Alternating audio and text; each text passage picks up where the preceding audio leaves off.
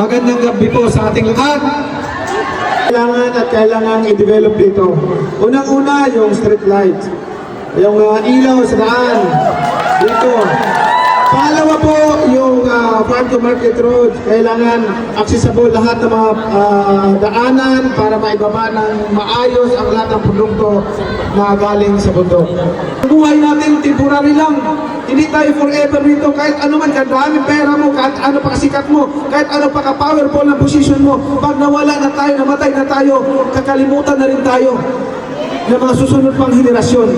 Pero yung legacy na ibiiwan natin sa mga susunod na henerasyon, maging inspirasyon sa kanila at makatulong sa kanila at hindi ka makalimutan sa mga tao susunod pa. Money! Money! Money! Money! Money! Money! Money! Money!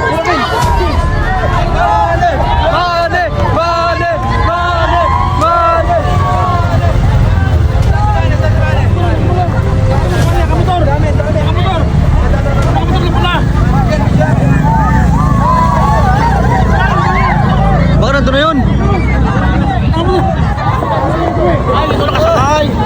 Diyan yung nakasakay. Bale!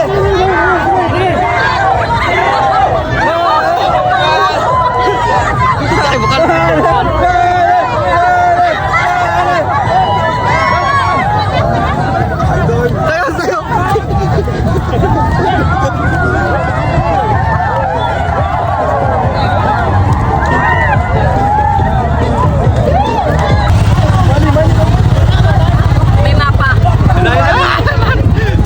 Sayo.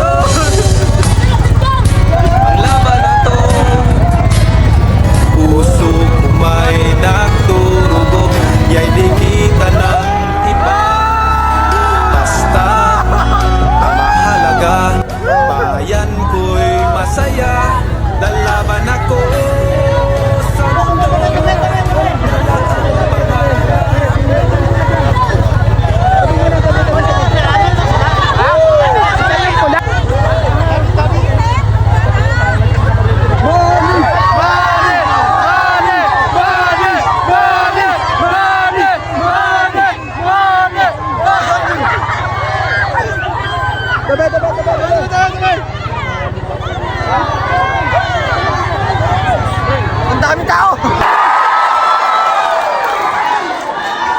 Magandang gabi po sa ating lahat.